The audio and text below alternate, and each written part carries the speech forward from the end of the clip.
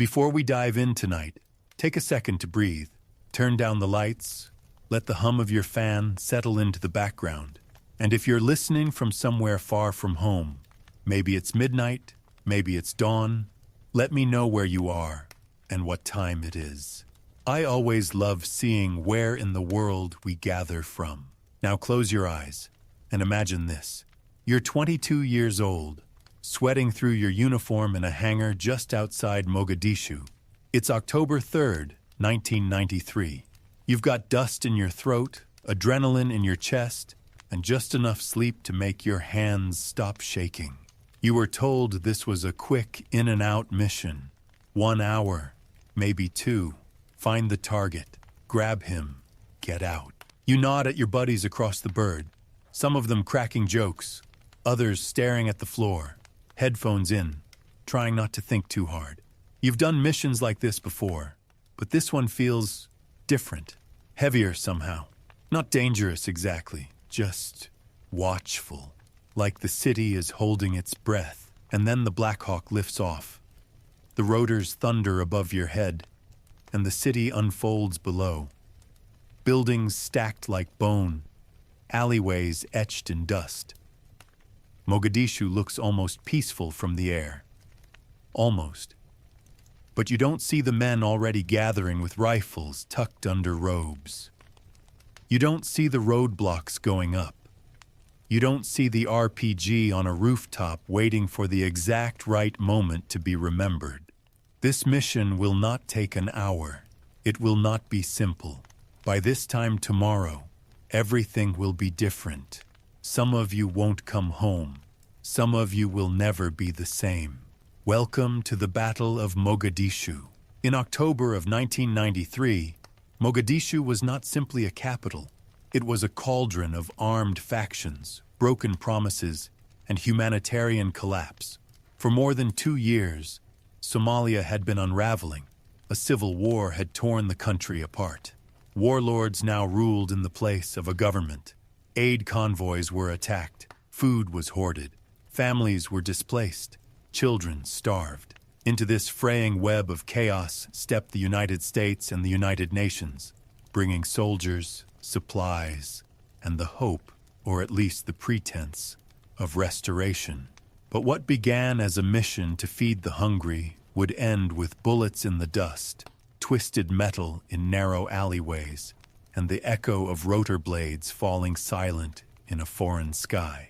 They called it Operation Gothic Serpent, a name that sounded cold and coiled. Its objective was surgical: capture key lieutenants of Somali warlord Mohammed Farah Aidid, who had defied peace talks and attacked UN forces. The mission was to be quick, precise, in and out, hours at most. But in the heart of Mogadishu, even the best-laid plans dissolve into unpredictability. In the space of a single afternoon, what was meant to be a 30-minute raid would become an overnight battle. One of the most intense urban firefights involving American troops since Vietnam. Black Hawk Down, the phrase would become a symbol, a cautionary tale, a cinematic retelling, a headline and a war story. But beneath that phrase, beneath the fog of combat and the politics of foreign policy, lies a quieter, more complex truth. Of young men on unfamiliar soil, of commanders making choices under pressure, of civilians caught between gunfire, and of a mission that slipped beyond control. Tonight, we return to that day. Not in the language of adrenaline or glory, but in the calm and quiet of reflection. We'll walk the dusty streets. We'll hear the radios crackle. We'll stand at the intersection of strategy and survival. And we'll listen. Not just to what happened, but to what it meant. Let the night slow. Let the noise fall away. Let us drift, not into sleep, but into understanding. The morning of October 3rd, 1993 had begun like many others for the U.S. soldiers stationed at the Mogadishu airfield, a flat stretch of tarmac and sand that had become the makeshift home for Task Force Ranger. Comprised of elite elements from the U.S. Army Rangers, Delta Force operators, the 160th Special Operations Aviation Regiment, known as the Night Stalkers, and support units. This force represented the cutting edge of American military capability. Their barracks were basic, their rations utilitarian, and the temperature, even before midday, was already beginning to rise.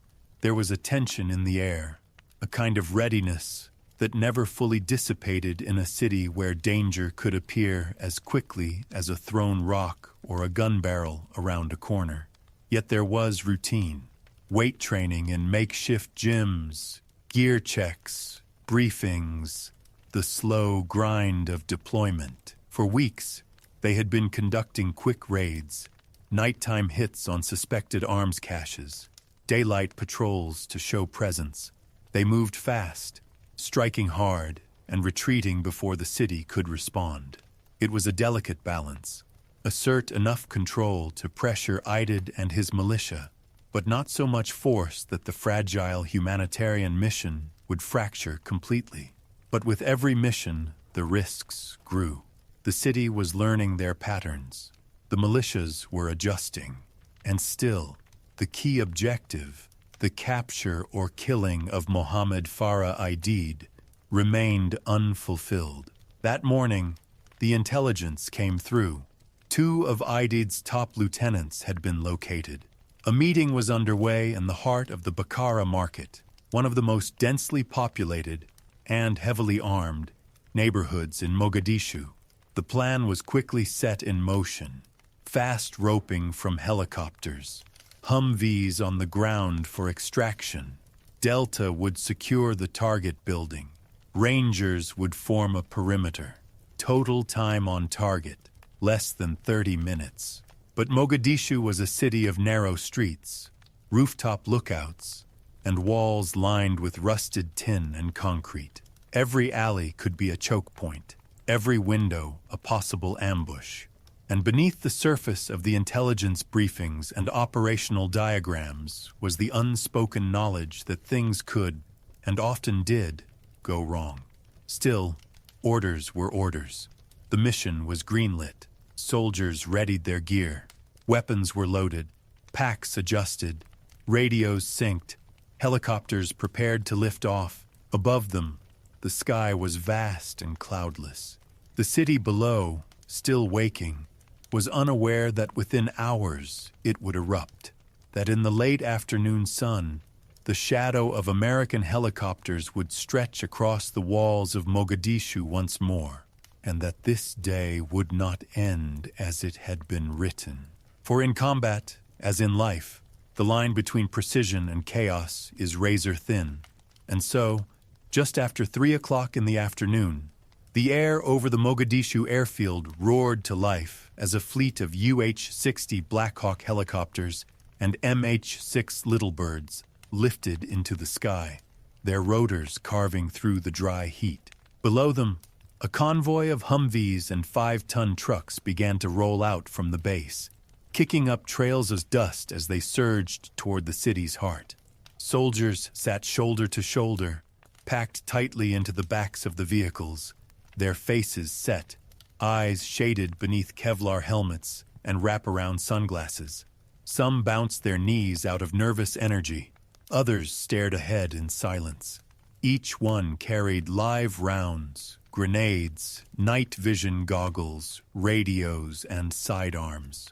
Many of them were barely in their 20s. The formation flew low and fast, cutting across the skyline.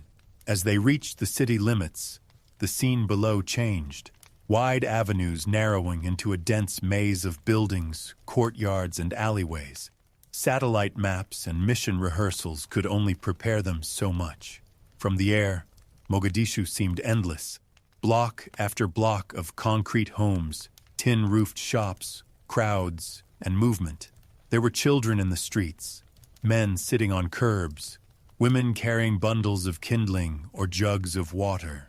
And then, closer to the target zone, less civilian movement. More space, more walls, more waiting. Delta Force operators were the first to descend. The Blackhawks hovered with surgical precision as ropes dropped from their bays and boots thudded to the earth. Within moments, the perimeter was established. Rangers fast-roped in sequence, securing corners and building facades. Their rifles trained down alleyways and over rooftops. The target building was breached. Inside, the men identified as IDID's top deputies were quickly detained and zip-tied. The operation had gone smoothly. On paper, it was nearly flawless. But the city was watching. Within minutes of the helicopters entering the sky, lookouts loyal to IDID had spread word. Civilian bystanders moved rapidly away from the area, replaced by young gunmen, some in sandals, some barefoot, others wearing soccer jerseys or traditional robes, armed with AK-47s, RPGs, pistols, and knives. They melted into doorways and alleyways, communicating by foot, by radio, by instinct. By the time the convoy reached the target building to begin extraction, Mogadishu had already begun to awaken as a battlefield. It started with sporadic gunfire, a crack here, a pop there, followed by a sudden surge of incoming rounds. The Rangers returned fire, taking cover behind buildings and vehicles, calling in positions over the radio. Some civilians fled, others stood atop rooftops to watch. Then came the RPGs, rocket-propelled grenades, launched at the thumping shadows above. One missed. Another exploded near the perimeter wall, shaking dust from the rooftops. Another missed again, but one did not. At 4:20 p.m., a Black Hawk helicopter designated Super 6-1, piloted by Chief Warrant Officer Cliff Wolcott, was hit by an RPG. The aircraft spun violently and crashed into a narrow street just a few blocks from the target site. Dust and smoke rose in a column. On the radios, calls came through. "We have a Black Hawk down." The phrase would mark the beginning of a descent into urban warfare more intense than anyone had anticipated. Within moments of the crash, the mission's entire shape began to bend under the weight of circumstance. What had started as a swift raid was now a rescue. Delta operators and Rangers who had secured the initial target began maneuvering toward the downed chopper's location, navigating a city that was rapidly transforming into a hostile maze. The streets grew tighter, the gunfire more persistent, and the faces in the crowd more difficult to distinguish from fighters. The walls around them seemed to close in, lined with smoke-stained concrete and flickering shadows. Every window a possible sniper's perch, every alley a potential kill zone. Radios crackled with overlapping transmissions, voices layered with urgency, sweat, and command.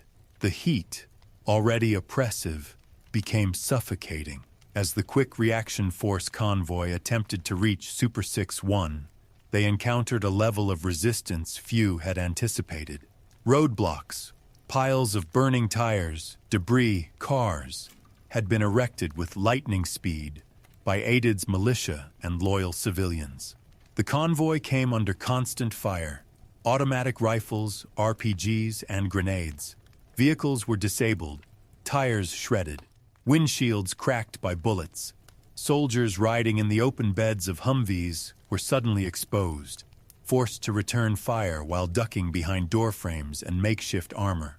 The urban layout turned Mogadishu into a labyrinth. GPS and maps proved insufficient as streets bled into unmarked alleys and dead ends.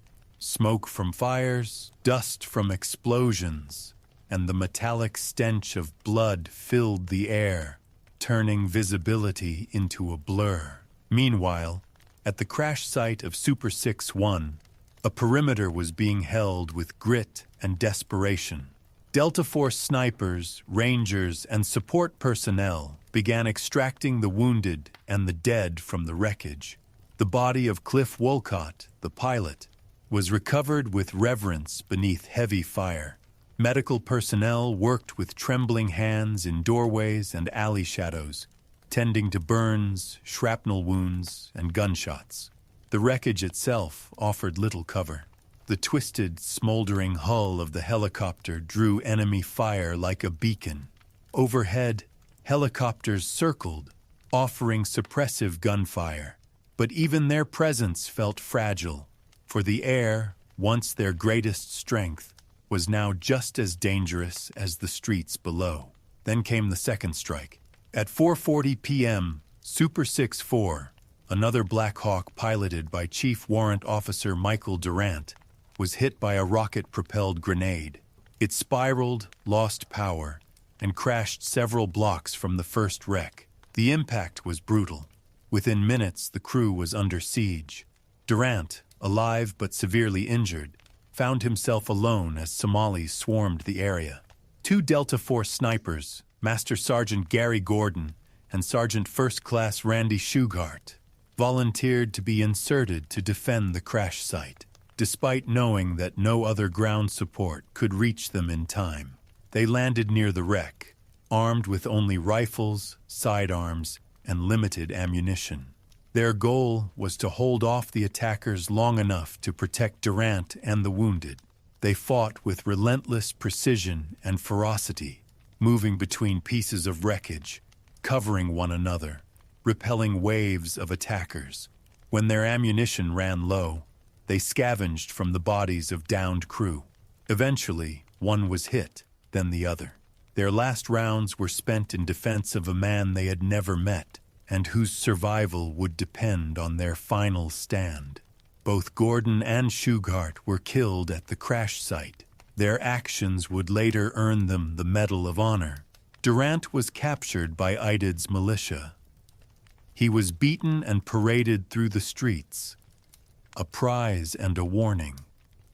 He would remain a prisoner for 11 days before being released through negotiation.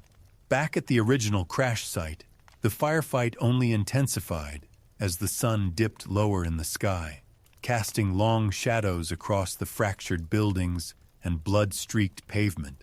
The golden light seemed to mock the chaos unfolding below, a city bathed in warm hues, yet soaked in screams and muzzle flashes.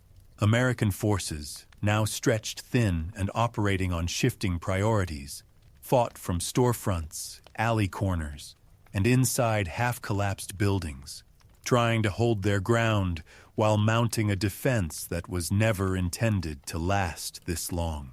Ammunition dwindled, water ran out, communications grew more fragmented, and still, the waves of militia fighters came. Somali gunmen, some barely older than boys, darted through alleyways and across rooftops, firing from behind overturned carts and makeshift barricades. Many were armed with well-worn Kalashnikovs.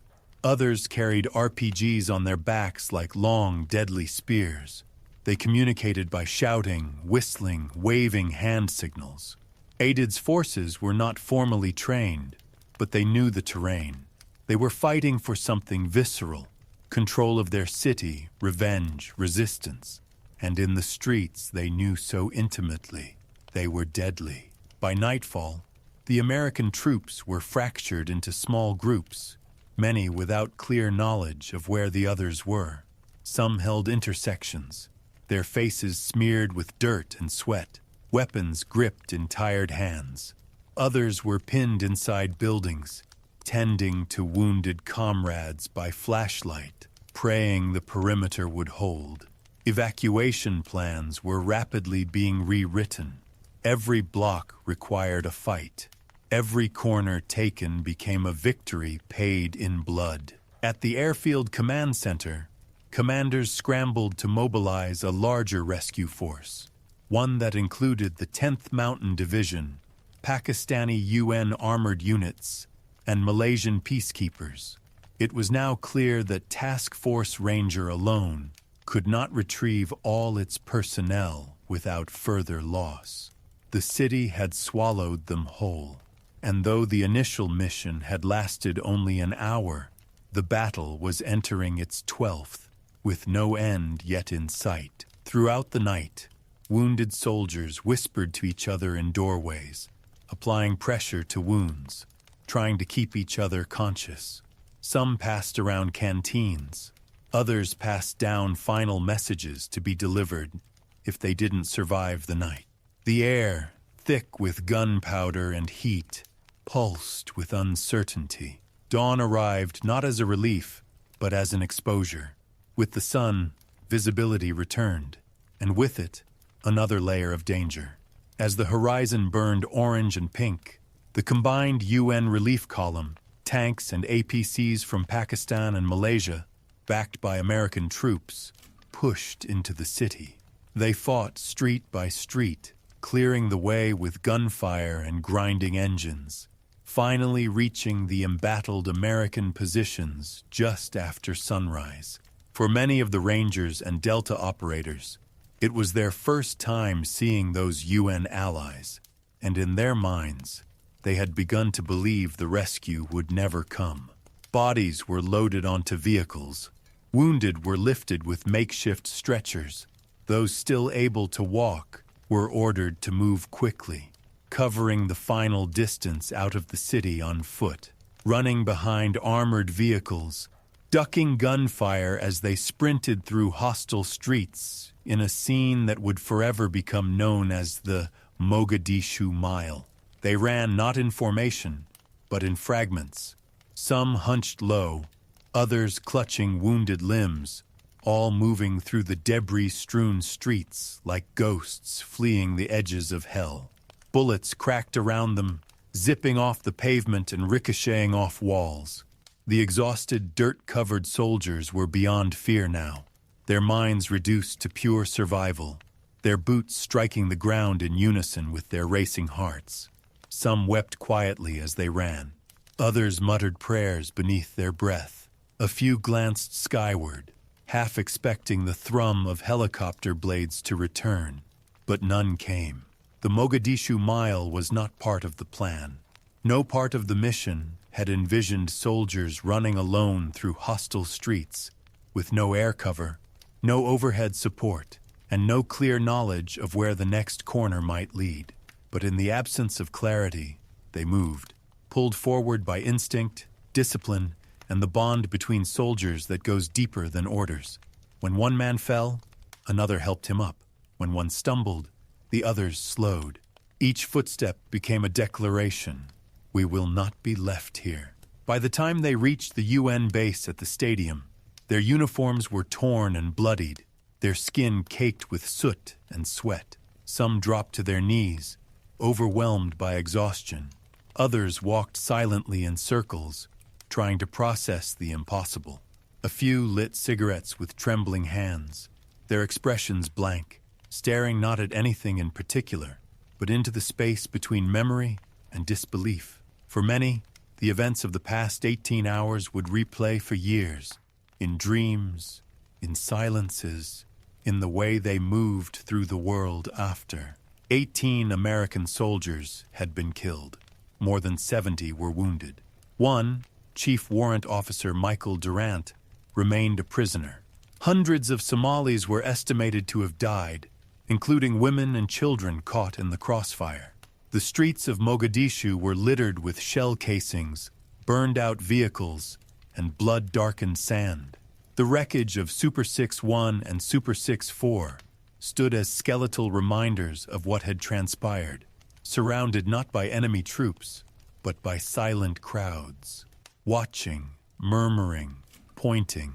Back in the United States, the first images reached the public before the full story could. Photos and video emerged of the downed helicopters, the smoke columns, and most shockingly, the body of an American soldier being dragged through the streets by a mob, his uniform torn, his arms limp. The reaction was swift and visceral. For a nation that had watched the Cold War end only a few years before, it was a gut punch. What were American soldiers doing dying in Somalia? Why had a humanitarian mission turned into a street battle? The narrative began to fracture. Military officials defended the mission's intent and execution, praising the bravery and professionalism of the soldiers involved. But the public, and many in Congress, saw something else. A mission poorly defined, dangerously executed, and absent of a clear exit strategy. The political fallout was immediate. Within weeks, President Clinton announced the withdrawal of American forces from Somalia.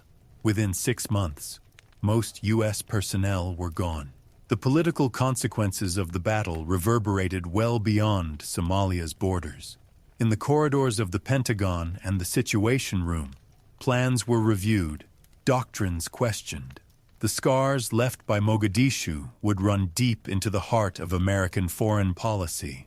The images of soldiers being dragged through the streets were not just seared into public memory, they became lessons etched into military doctrine.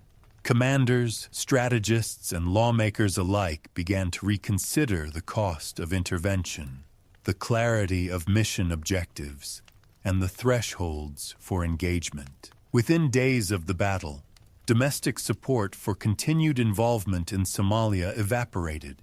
Congressional leaders, both Democratic and Republican, demanded answers. Critics questioned why such a high-risk mission had been authorized without adequate armored support, without air cover prepared for dense urban combat, and without a clear contingency for the very outcome that had occurred. Why, they asked, were American soldiers placed into a situation where their training and professionalism were not enough to protect them from a city that had turned into a maze of gunfire and death? In Somalia, the effects were equally lasting. Mohammed Farah Aidid declared victory, portraying the battle as proof that Somalia would not be colonized or controlled by outside powers. The militias loyal to him gained confidence and recruits. The perception of having stood toe-to-toe with the most powerful military in the world and forced it to retreat became part of the narrative told across Mogadishu and beyond. Aidid's position as a dominant power figure was solidified, at least temporarily. For the Somalis who lived through the battle, however, the cost was measured not in political capital or tactical outcomes, but in blood. Entire neighborhoods were scarred, homes destroyed, families displaced or grieving. Civilians caught in the crossfire bore the consequences of the urban battleground. Aid convoys that had once brought food and medicine began to disappear. Relief organizations withdrew. A fragile system, already straining under war and famine, was pushed closer to collapse. In the years to come, the United States would revisit Somalia again, not with soldiers, but with memory. The battle would be studied in military academies, taught in war colleges, dissected by strategists and historians. It would become a lens through which future conflicts were viewed. Rwanda, Kosovo, Iraq, Afghanistan. Every decision to intervene or not to intervene bore the shadow of Mogadishu. And for those who were there, the Rangers, the Delta operators, the pilots, the medics, the battle never truly ended. It lived on in the rhythms of their lives, in the friendships lost, in the sound of helicopters overhead. Some would return to military service, deploying to new theaters of war. Others would leave the uniform behind, carrying instead the invisible weight of that day. Each would remember the smell of cordite, the feel of dust in their teeth, the silence that follows the last shot fired. And for those who were there, the Rangers, the Delta operators, the pilots, the medics, the battle never truly ended. It lived on in the rhythms of their lives, in the friendships lost, in the sound of helicopters overhead. Some would return to military service, deploying to new theaters of war. Others would leave the uniform behind, carrying instead the invisible weight of that day. Each would remember the smell of cordite, the feel of dust in their teeth, the silence that follows the last shot fired. And for the families who waited back home, the ripples of the battle extended far beyond the official notifications and funeral services. Letters that would never be read sat folded in duffel bags. Medals arrived in velvet boxes.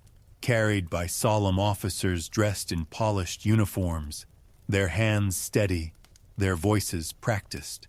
Mothers and fathers stood beside flag-draped coffins, struggling to reconcile the distance between their sons' last letters, filled with jokes, plans, assurances, and the brutal headlines now defining their legacies.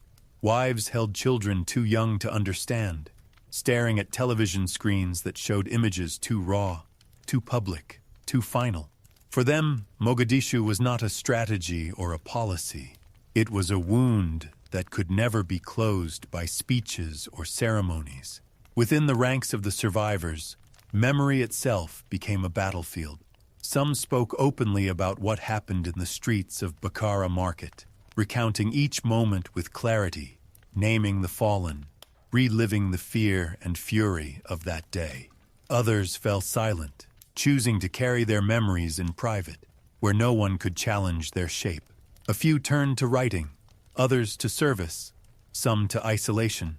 Many battled survivors' guilt, a heavy, invisible presence that crept into quiet hours and sleepless nights, asking unanswerable questions. Why not me? What could I have done differently? Would it have mattered? In the years that followed, the phrase, "Black Hawk Down," transcended its operational meaning. It became a symbol, shorthand for urban warfare, for failed missions, for the risks of intervention. It appeared in political debates, in military policy memos, in late-night television monologues. It spawned books, films, documentaries, some honoring the bravery of the soldiers, others using the narrative to question American overreach. Yet in all these tellings, something lingered beneath the surface, a sense that what happened in Mogadishu could not be fully captured by headlines or cinema, that the dust of those streets still clung to boots and dog tags and memory itself. For the Somali people, too, the aftermath was complex and enduring. Some viewed the battle as a moment of defiance, a symbol of sovereignty. Others saw it as a tragedy that deepened their suffering, turning their city into a graveyard and ensuring years of international isolation. The withdrawal of American and UN forces left a vacuum, not only of power but of hope. In the years that followed, warlords would continue to battle for control. Famine would return, and generations would grow up amid ruins that had once been neighborhoods. Even today, the echoes of October 3rd and 4th, 1993, can still be heard. In doctrine, it lives on in new training manuals. In policy, it shapes conversations about when and how to deploy force. In memory, it remains with those who were there and with those who were left behind. In Washington, generals stood before microphones and explained the sequence of events with composed certainty, their words careful and clean, as though language might smooth the edges of what had occurred. They spoke of bravery, and there had been bravery, staggering bravery. They spoke of mission objectives, and some had been achieved, but in every line, between each word, the reality trembled. This had not gone to plan. This was not the war they had trained for. It was not the war anyone had expected. It was something rawer, closer, more intimate and more violent than their doctrines had prepared for. In classrooms at West Point and military colleges around the world, instructors would soon begin dissecting what happened. PowerPoint slides would be built from moments where men had died, strategies analyzed, timelines reconstructed, command decisions scrutinized with the cold detachment of hindsight. But those who had fought in the alleys and stairwells remembered something different. Not strategies or orders, but faces, voices on the radio that suddenly went silent, the last glance from a friend before disappearing around a corner, the strange clarity of life and death decisions made in seconds, the sound of a wounded comrade whispering for his mother, the weight of carrying someone who would not survive the journey. And though medals were awarded, citations read, and names etched into granite walls, there remained, Beneath it all, a quiet knowledge that not everything could be honored into wholeness. Some things were simply broken, and would remain so. In the barracks of those who returned, photos were pinned to walls and tucked into lockers. Snapshots taken weeks before the battle, smiles frozen in sunlit moments on the tarmac or during downtime at the airfield. Names were written on the back of the images in black marker, some already beginning to fade. Letters from home remained sealed in footlockers, their ink unspoiled, their contents forever unread by the men they were meant for. Dog tags from the fallen were kept in drawers or worn under shirts, heavy with memory. Silence lingered in rooms once filled with laughter and banter. Silence made deeper by the knowledge that some bunks would never again be filled. The aftermath was not limited to the battlefield or to the men who fought there. In military hospitals, wounded soldiers began long recoveries, surgeries to repair shattered bones, skin grafts for burns, long nights interrupted by the phantom pain of limbs no longer there. Physical therapy rooms echoed with the soft clink of prosthetics, the creak of wheelchairs, the quiet encouragement of nurses. Some would return to duty, others would never serve again. All of them carried Mogadishu in their bodies, and beyond the uniform, in the civilian world, families adjusted to an absence that filled the air of their homes. Birthdays passed with an empty chair. Holidays were quieter. Children learned to speak without knowing the voices of the fathers they had lost. Some families found meaning in activism, forming support networks for veterans, speaking to journalists and students, making sure their sons' names were not forgotten. Others folded inward, retreating from the noise, from the politics, from the narratives written by people who had not been there. Grief wore many faces. The military, meanwhile, began the slow, methodical process of studying what had gone wrong. There were investigations, after-action reviews, white papers. Each one sought to draw lessons from the events, to identify failures of planning, coordination, intelligence. But in the margins of those documents, between the lines of terminology and assessment, was a truth that defied easy categorization. That war, even when waged by professionals, even when built on the best of intentions, is chaos. And that sometimes, despite every precaution, the dust simply swallows everything. Over time, the public discourse around the Battle of Mogadishu evolved from immediate outrage to distant memory, and then to myth. For some, the battle became emblematic of overreach, a warning about the dangers of intervention without a clear path or public consensus. For others, it stood as a testament to courage, the ultimate example of soldiers holding the line under impossible conditions, of brotherhood forged in fire. News outlets replayed footage every October, anniversaries marked by headlines and retrospectives. Documentaries stitched together grainy combat footage with interviews, recreating the battle for viewers far removed from the stifling heat and rising panic of that October afternoon. The 2001 film Black Hawk Down, adapted from Mark Bowden's detailed book, would bring the story to millions, imprinting a version of events into the cultural record, accurate in places, stylized in others, but powerful all the same.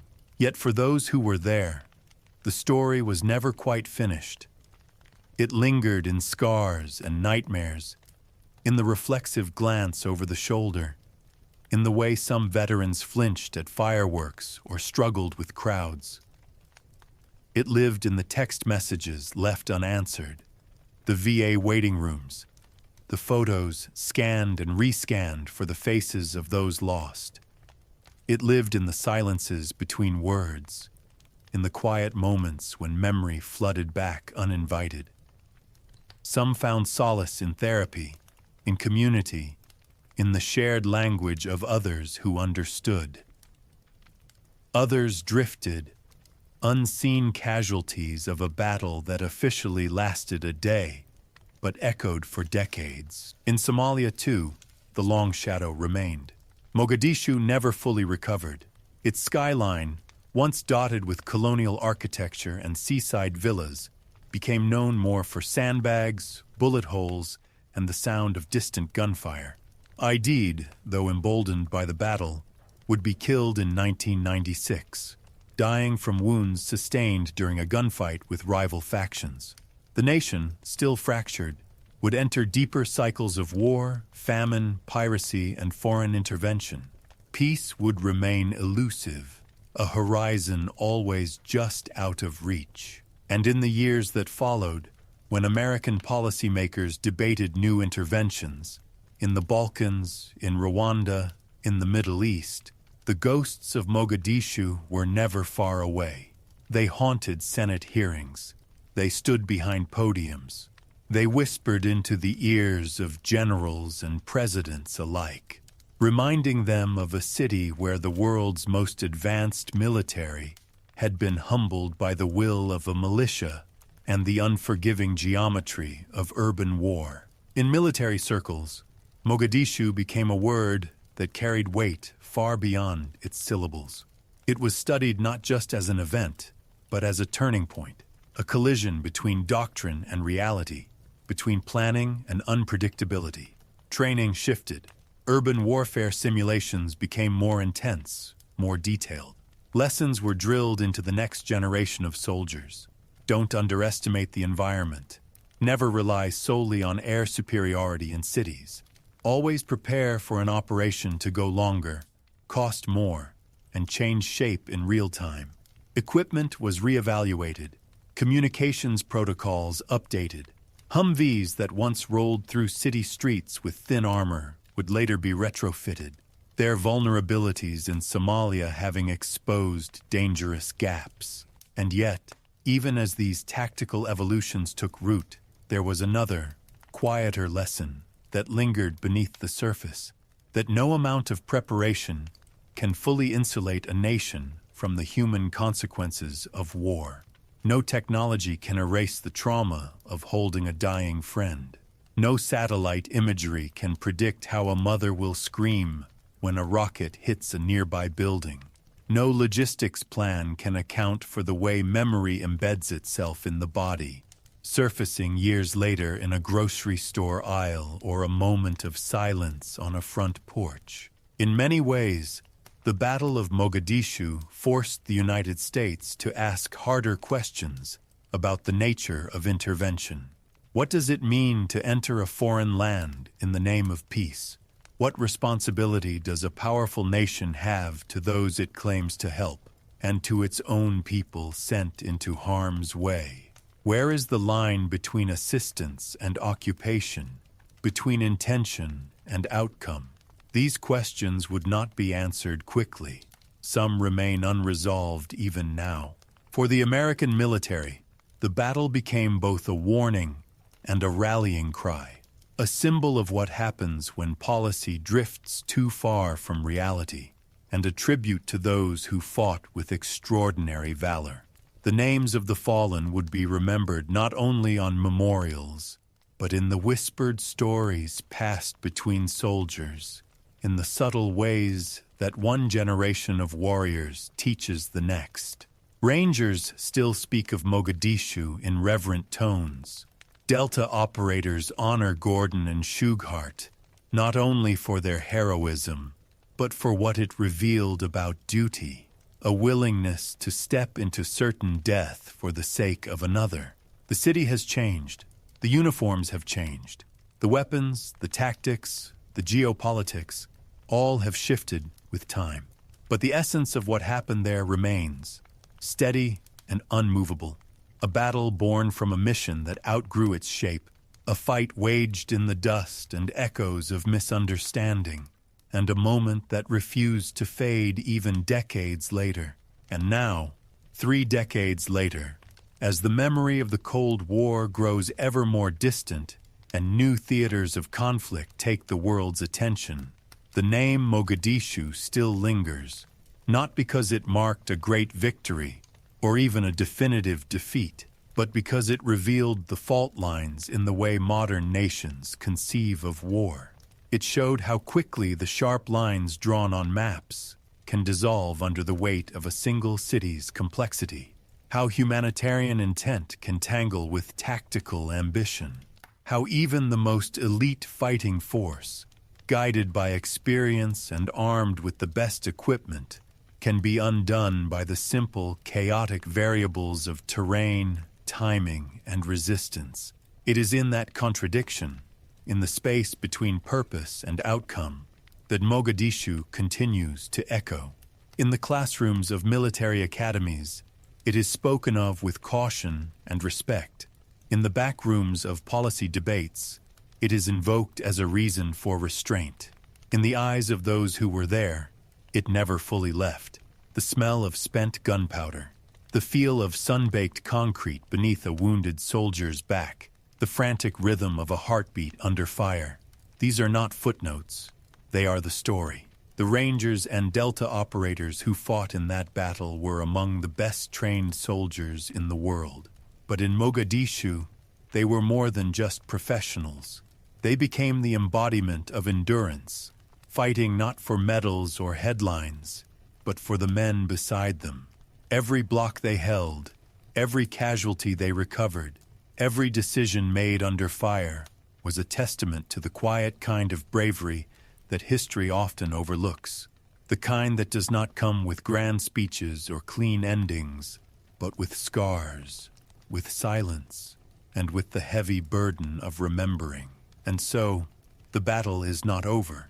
Not really.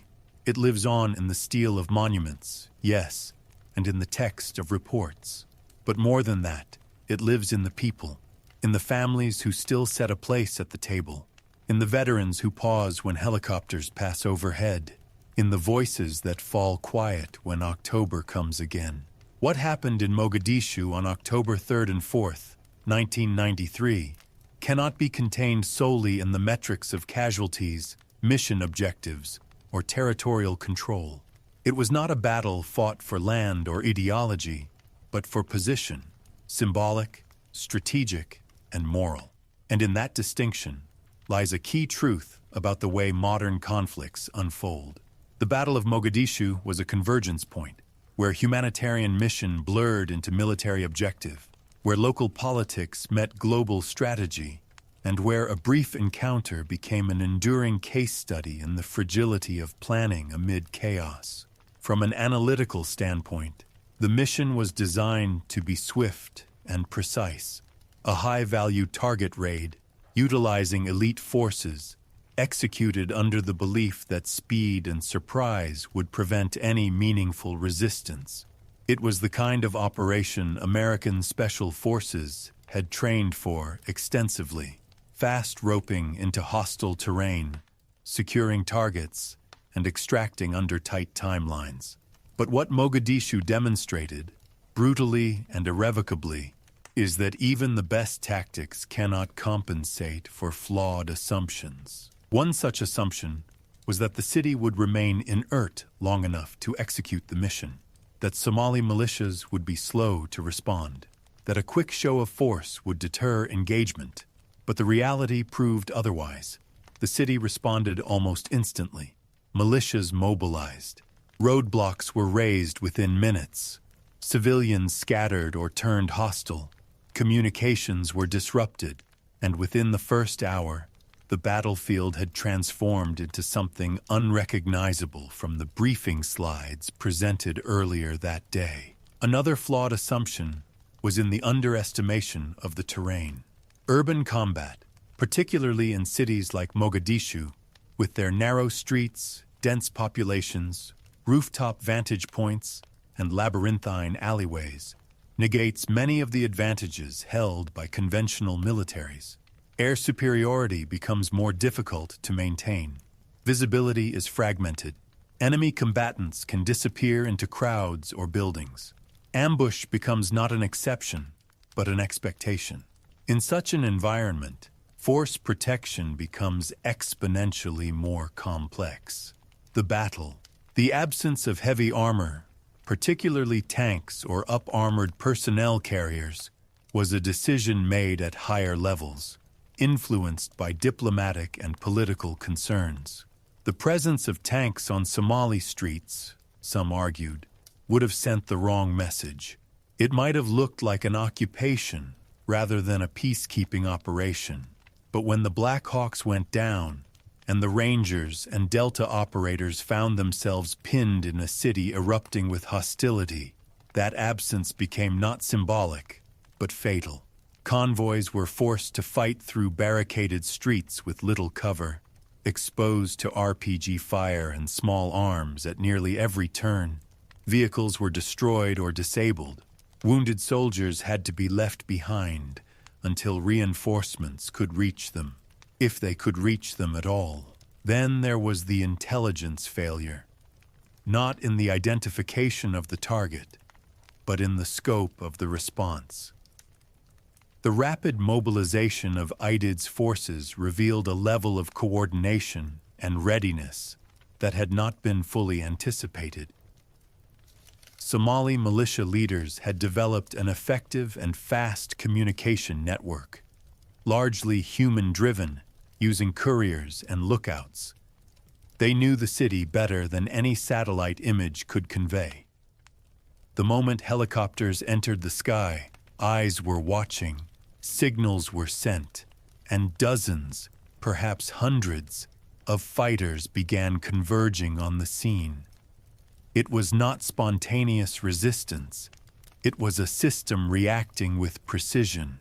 But perhaps the most important reflection lies in the way the battle altered the relationship between military power and political will. Before Mogadishu, there was a growing sense within American foreign policy that the U.S. military, particularly its Special Operations Forces, could achieve quick and decisive results with minimal footprint. This was the post-Cold War moment, the age of rapid interventions, where peacekeeping and combat blurred, and where success was measured in days, not years. But Mogadishu shattered that illusion. It showed that even a mission designed to be fast and limited could spiral into chaos. That small wars could carry big consequences, and that images, especially in the new age of 24-hour media, could shape public opinion faster than facts could catch up. In the hours and days following the battle, those images, grainy, urgent, heartbreaking, spread faster than the Pentagon could respond. Photographs of American soldiers' bodies being dragged through the streets of Mogadishu, aired on nightly news broadcasts, were printed on front pages and broadcast around the world. For many Americans, it was their first encounter with the visceral, unfiltered brutality of modern warfare since Vietnam. The immediacy of the imagery and the emotion it provoked ignited a wave of public backlash that the Clinton administration was neither prepared for nor capable of containing. The mission, once framed as humanitarian, now appeared as something altogether different, a costly mistake with no clear purpose. But there is another lesson to draw from Mogadishu, one less about fear and more about human limits. What the soldiers of Task Force Ranger endured in those hours, fighting block by block, tending to each other under fire, making life and death decisions without support, is not just a tale of strategy. It is a story of resilience, of ordinary men placed in extraordinary circumstances, bound together not by politics or mission briefings, but by something deeper: loyalty, courage, and the will to protect one another no matter the cost. The courage displayed in those streets did not come from ideology or policy. It came from trust, from the knowledge that someone would cover your corner, carry your body if needed, or, in the case of Gary Gordon and Randy Shugart, volunteer to die rather than let a comrade be left alone. That kind of valor cannot be manufactured. It cannot be ordered. It is forged in the quiet repetitions of training, in the small acts of care between soldiers, and in the willingness to act despite knowing the outcome may not be survival. And so, while the official reports may speak in terms of operational timelines and casualty statistics, and while political debates may focus on the implications of intervention, the essence of Mogadishu lies somewhere else entirely, in the spaces between bullets and breath, in the fierce dignity with which men fought to protect one another, in the moments where instinct overrode fear, and where survival hinged not on superiority of firepower, but on the raw determination to endure. These are not just anecdotes of heroism. They are the architecture of the battle's legacy, the part that lives on long after the uniforms are folded and the medals placed behind glass. For the military community, the battle reshaped how urban conflict was understood. Training scenarios grew more complex. Close quarters tactics were refined. Communication systems were updated to account for jamming, power loss, and signal confusion. Commanders were taught to plan for the collapse of plans. New standards were introduced for interagency cooperation, because in Mogadishu, Delta Force, Rangers, Night Stalkers, UN peacekeepers, and allied foreign troops had all been thrust into a single operational theater without perfect synchronization. That friction cost time, lives, and options. Future operations would be shaped by the lessons drawn from those misalignments. Yet even with these institutional reforms, there remains a deeper lesson that resists codification, one that speaks to the human cost of warfare, the unpredictable toll it takes not only on the bodies of soldiers, but on their minds, their memories, their relationships. Many of the men who survived Mogadishu returned home physically intact, but deeply changed. Some struggled with post-traumatic stress. Others found meaning in mentorship, rejoining the military as instructors or advocates. A few spoke publicly, others never did.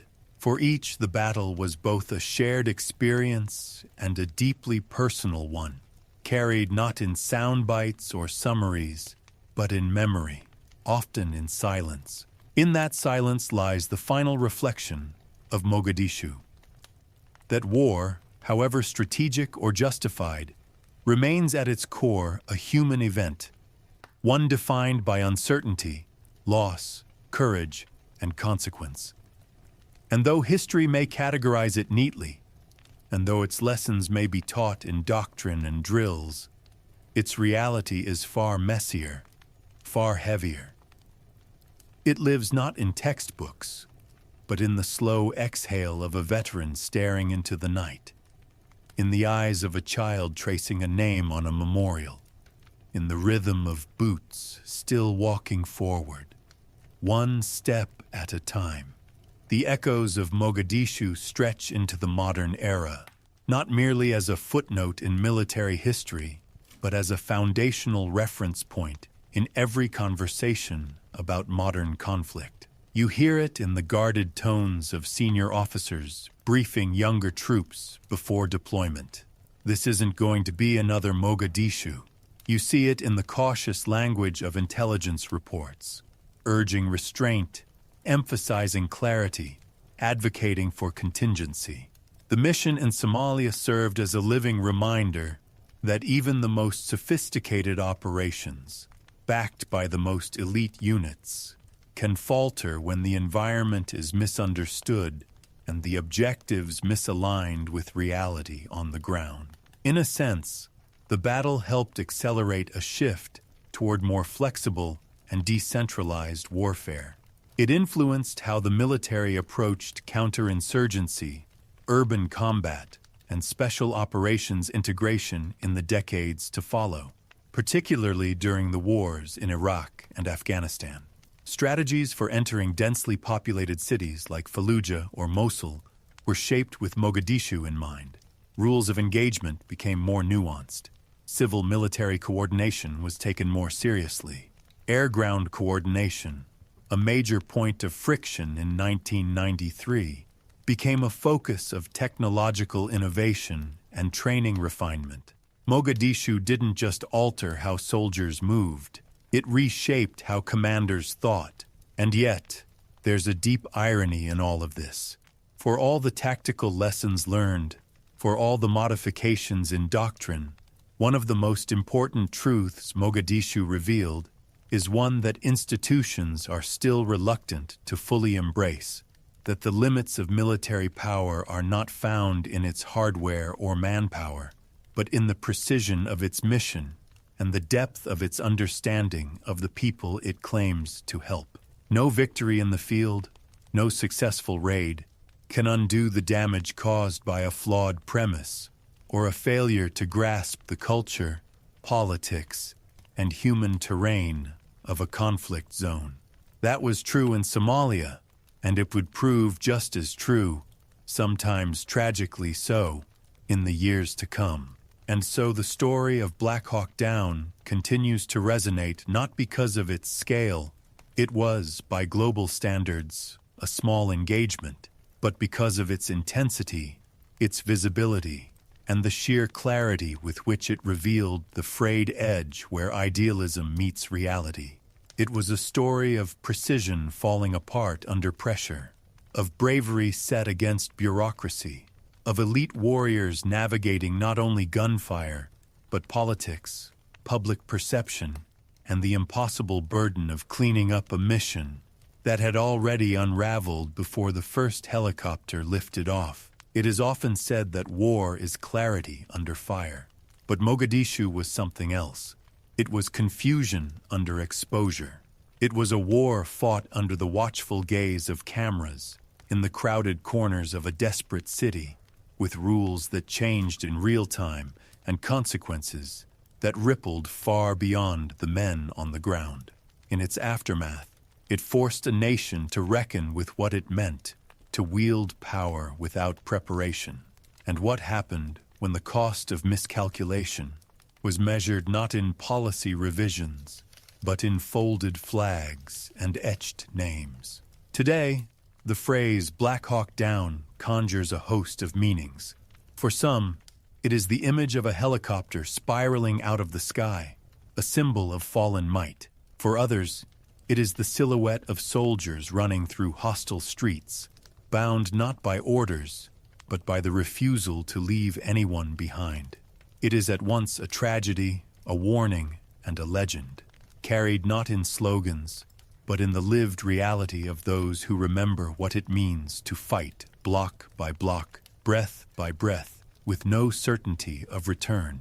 The Battle of Mogadishu is over. The weapons have gone silent. The rotors that once roared through the sky over Bakara Market have long since vanished into history. The crash sites have been cleared, the blood on the pavement washed away by rain and time. But the truth is, battles like Mogadishu never truly end. Not in the ways we expect. Not with ceasefires or withdrawals or headlines. They end, if at all, only slowly, dissipating like smoke after an explosion, lingering in the lungs and the memory of all who were near. And those who survived, they too carried their own burdens home. Not just the wounds stitched by medics or the medals pinned by generals, but the heavy, quiet kind that lingers in the margins of life. The kind that surfaces at 3 a.m. in the form of a sound that no one else hears. The kind that flickers behind the eyes during fireworks or in crowded rooms. The kind that can't be discharged or treated because it isn't a scar you can point to. It's a memory burned too deep. For many, that night in Mogadishu never fully ended. It plays on a loop, triggered by smells, by sounds, by silence itself. In military doctrine, the Battle of Mogadishu became a case study, taught in lectures, summarized in after-action reports, condensed into bullet points and acronyms. It was used to revise training protocols, to shape the next generation of operations in Fallujah, Mosul, Kabul, and those lessons are vital. Urban urban combat, decentralized command, multinational coordination. But what cannot be diagrammed is the experience of crawling through dust to reach a wounded friend, or holding off waves of fighters while waiting for rescue that may never arrive. That kind of knowledge is lived, not taught. It is carried in the way soldiers move afterward, with a cautious precision, an alertness that never truly goes away. And for the families, the battle reshaped everything. Wives became widows. Children grew up with folded flags instead of bedtime stories. Parents received calls that shattered the architecture of their world. They attended funerals in military cemeteries, where taps was played with haunting beauty and officers spoke of sacrifice. But then came the silence, the months and years after, when grief did not fade but settled into the bones. Every birthday became a marker, every empty chair at the table a monument. They were asked to move on, to be proud, and they tried. But they also remembered every day. In military doctrine, the Battle of Mogadishu became a case study, taught in lectures, summarized in after-action reports, condensed into bullet points and acronyms. It was used to revise training protocols, to shape the next generation of operations in Fallujah, Mosul, Kabul, and those lessons are vital. Urban combat, decentralized command, multinational coordination. But what cannot be diagrammed is the experience of crawling through dust to reach a wounded friend, or holding off waves of fighters while waiting for rescue that may never arrive. That kind of knowledge is lived, not taught. It is carried in the way soldiers move afterward, with a cautious precision, an alertness that never truly goes away. And for the families, the battle reshaped everything. Wives became widows. Children grew up with folded flags instead of bedtime stories. Parents received calls that shattered the architecture of their world. They attended funerals in military cemeteries, where taps was played with haunting beauty and officers spoke of sacrifice. But then came the silence, the months and years after, when grief did not fade but settled into the bones. Every birthday became a marker, every empty chair at the table a monument. They were asked to move on, to be proud, and they tried. But they also remembered every day. They remembered not just the loss, but the details, the last phone call, the final letter, the photos in uniform, the stories shared around dinner tables. In quiet corners of homes, they kept medals in shadow boxes, boots still caked with dust, journals filled with sketches, notes, or fragments of thought written in hot tents and humming aircraft. For them, Mogadishu was not a distant battlefield. It was an open wound, stitched with love and mourning, carried into every room they entered, into every year that passed. Grief for these families became a form of remembrance, not to dwell in sorrow, but to preserve what was lived, what was real, what mattered. And yet, for all its pain, the Battle of Mogadishu is also a story of profound courage, a kind of courage that defies the scripted language of heroism and reveals itself instead in quiet, steadfast moments. It is the courage of young soldiers who ran toward danger because their friends were still out there, of pilots who kept flying into gunfire to extract the wounded, of medics who turned darkened alleyways into triage centers, of Delta snipers, Gary Gordon and Randy Shugart, who volunteered for what they knew would be a fatal stand, not for glory, but to protect a brother in arms. That kind of courage lives in silence. It's not proclaimed, it's carried, and it extends far beyond the battlefield. It lives in the veteran who mentors a young recruit, in the widow who creates a scholarship in her husband's name, in the friend who visits the gravesite every year without fail, in the soldier who returns to the places that hurt him, not to forget, but to heal. And while the battle has often been framed through the lens of military doctrine or geopolitical consequence, at its heart, it is a story about people, about human beings navigating impossible choices in impossible conditions. It is a story of loyalty, of pain, of resilience, a reminder that behind every headline and strategy lies a mosaic of lives, some cut short, some forever changed, some still quietly enduring. In this way, the story of Mogadishu is not simply simply about what went wrong. It is also about what held, what endured, the bonds that did not break, the resolve that did not falter, the names that are still spoken, the memory that, though heavy, has not faded. So as you listen in the quiet of night, as the world outside stills and the breath of sleep draws near, let the story settle not as noise, but as understanding. Let it serve not as a warning, but as a reflection. Let it speak not just of war, but of the lives that give war its weight, and of the lessons that rise from those lives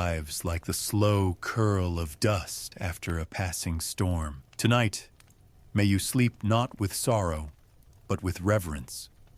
May you carry with you the names, not as ghosts, but as guides. May you remember that history is not only written in the books of nations, but in the quiet hearts of those who lived it. Sleep well, and remember not just the facts, not just the names, the dates, or the tactical lessons, but the human truth beneath it all.